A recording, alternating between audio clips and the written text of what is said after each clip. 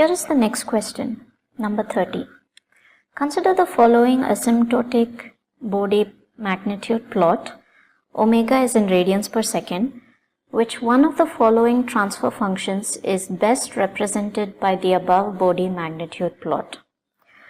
Okay, so we have been given the magnitude plot, body magnitude plot, and we have been asked which of the four options is the right transfer function. Okay, so it is usually the other way around. We would be given a transfer function and asked to plot the body plot, but then here a twist. Okay, so before we get into how to identify which one of the four options is the right option, let's go into what a body plot actually is. So a body plot is the frequency response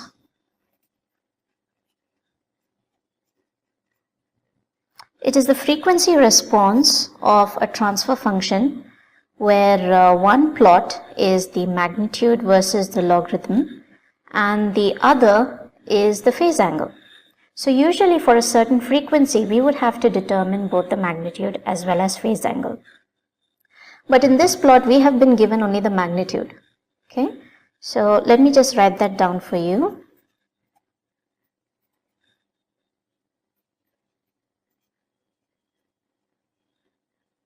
Frequency response of a transfer function. Okay, so usually body plots can be drawn for both open loop as well as for closed loop systems, most commonly for open loop systems. And the standard form of what you need to remember or for the transfer function is that it would be in the form of 1 plus st1.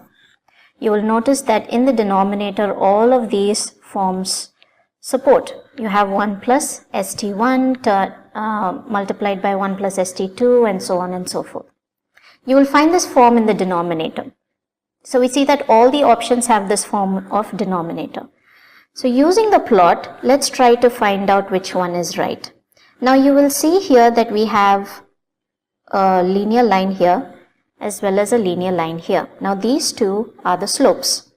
Now the value given of this slope here is 20 decibels by decade, and this one is minus 40 decibels by decade. And another point that you will have to remember is that for a body magnitude plot, the slope the value usually starts from 20.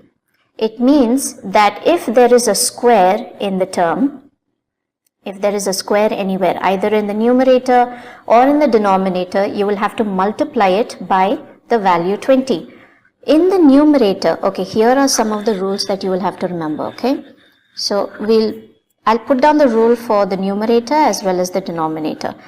The positive slope is always for the numerator, negative slope for the denominator. That actually helps, right? So we have the slope is positive for the numerator, and it always starts at 20. If there was a square term in the numerator, then it would be 2 times 20. So 2 times 20 is 40. So since the value here is 20, that means that we have a single term in the numerator which doesn't have a power. It's not raised to the power of 2 or so and so forth. Okay, so it starts with the value 20 decibels per decade. Okay, so this is the slope for the numerator. For the denominator, slope is negative.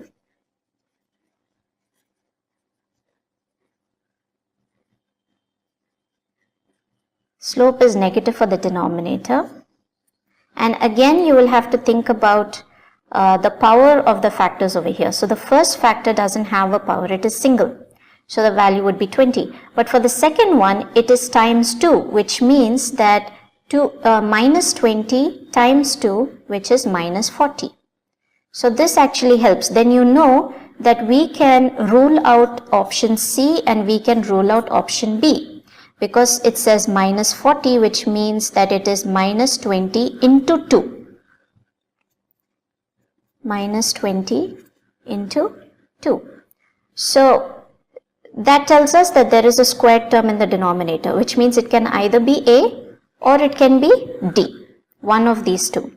So that is clear. Now the next thing we need to know is, if you observe, here we have 0.5s, 0.25s, 2s and 4s. Quite a difference. Whole numbers, decimal numbers. So in order to check that, we can look at the frequencies over here.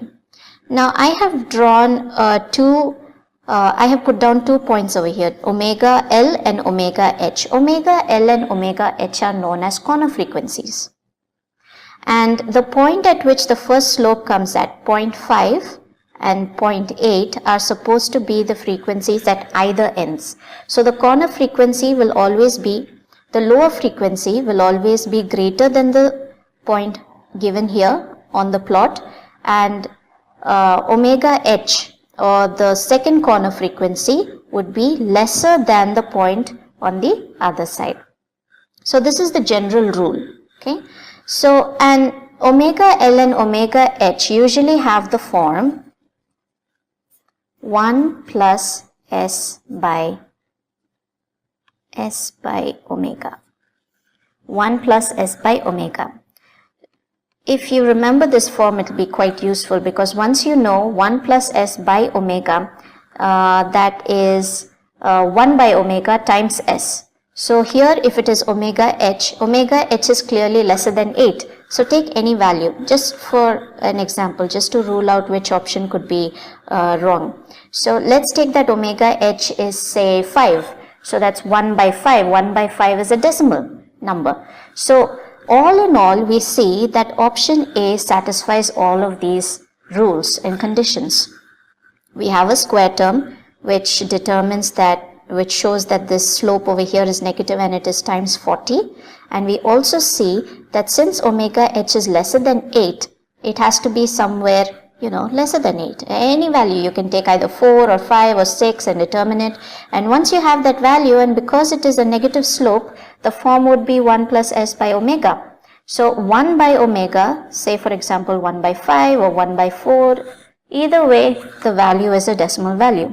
So 1 by 4 will give us 0.25, which means that omega H is 4, and A would be the right option.